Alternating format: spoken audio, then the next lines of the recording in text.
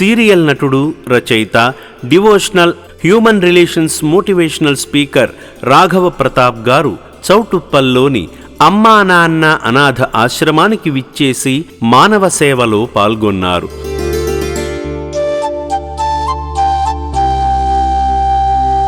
అంతకుముందు మాధవ సేవలో తరించిన రాఘవ ప్రతాప్ గారు మానవ సేవలో భాగంగా 600 మంది అనాథులను ఆదరించి అక్కున చేర్చుకుంటున్న అమ్మా నాన్న అనాథ ఆశ్రమాన్ని సందర్శించారు.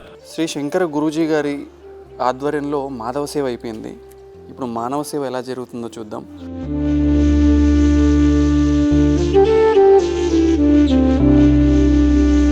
అనాథుల వసతి భవనంలోని అభాగ్యుల గదులను సందర్శించగా శ్రీ శంకర గురూజీ ఈ నిర్భాగ్యుల పట్ల తీసుకుంటున్న బాధ్యతను ఆశ్రమ సిబ్బంది వివరించారు.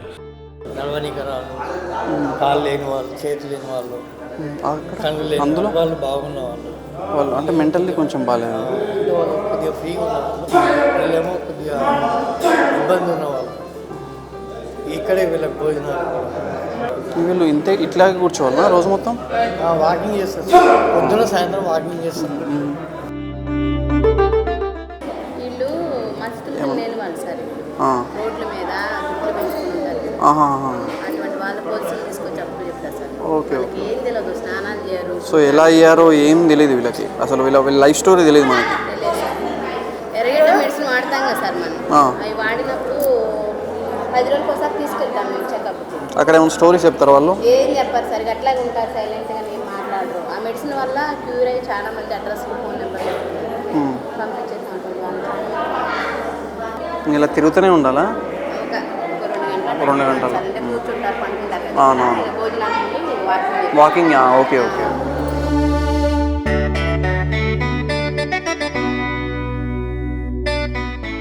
అయినవారంటూ ఎవరూ లేని అనాథ మానసిక వికలాంగులను ఆత్మీయంగా పలకరించారు.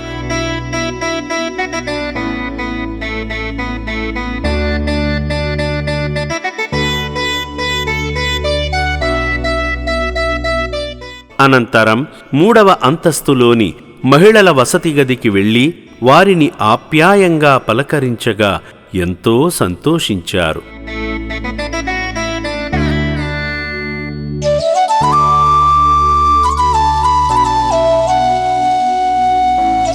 వివిధ అనారోగ్య కారణాలతో బాధపడుతున్న ఈ అభాగ్యులు చికిత్స తీసుకుంటున్న హాస్పిటల్ను సందర్శించి అనాథులను పలుకరించి వారి సేవలో పాల్గొన్నారు.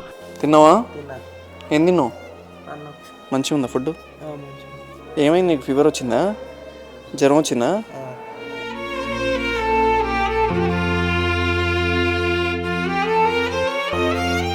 ఈ సందర్భంగా శ్రీ పుణ్యలింగేశ్వర స్వామి క్షేత్ర అమ్మా నాన్న అనాథ ఆశ్రమ వ్యవస్థాపకులు శ్రీ శంకర గురూజీని కలవగా గురూజీ ఆశ్రమ లక్ష్యాలను, అనాథుల పట్ల తీసుకుంటున్న జాగ్రత్తలను వివరించారు.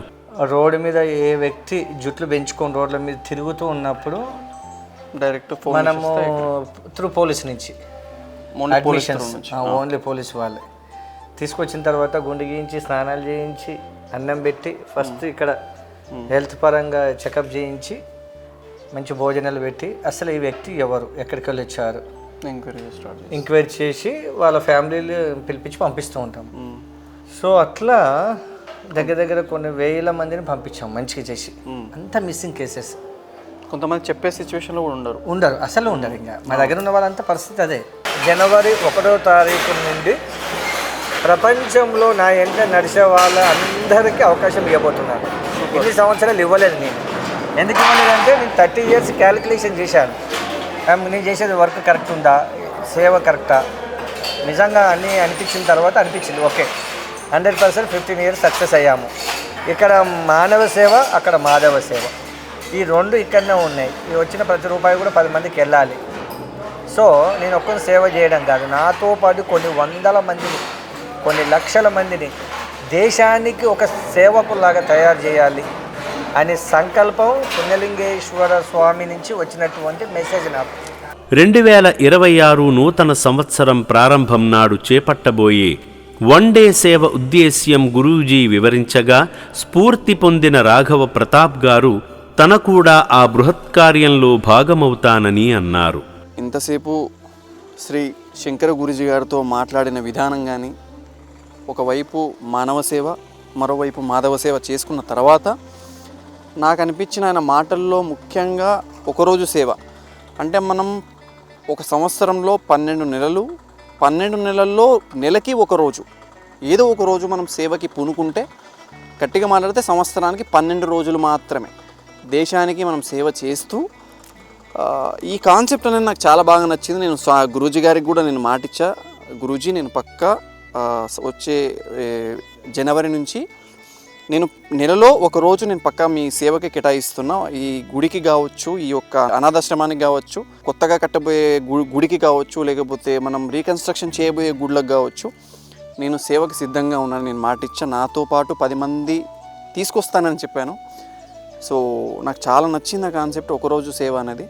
నాతో పాటు ఇంకా చాలామంది ఇన్స్పైర్ అవుతారని ఆలోచిస్తున్నా, చాలామంది వస్తారు అని అనుకుంటున్నా. ఎందుకంటే ఇది మన ధర్మాన్ని కాపాడుకోవాలి అనే ఆలోచనలో నుంచి పుట్టింది. సో మన సనాతన ధర్మాన్ని కాపాడుకునే బాధ్యత మనకే ఉంటుంది. నా డే అనేది ఈరోజు నాకు చాలా సాటిస్ఫాక్షన్గా, చాలా ప్రశాంతంగా, నేను కొత్త విషయాలు తెలుసుకోగలిగిన, ఈ రోజు నేను ఇలా చెయ్యాలి అని ప్లానింగ్ అనేది ఒకటి మైండ్లో వచ్చేసింది. So thank you so much. So మీరు కూడా అమ్మ నాన్న ఆశ్రమం కానివ్వండి, మానవ సేవ చేసుకోండి, అండ్ మాధవ సేవ చేసుకోవడానికి శ్రీ పుణ్యలింగేశ్వర దేవాలయానికి వచ్చేసేయండి. పుణ్యమే కావాలి అనుకుంటే పుణ్యలింగేశ్వర దేవాలయం పక్కా రావాలి. వస్తే అనుభవాలు మీకే తెలుస్తాయి. So thank you so much.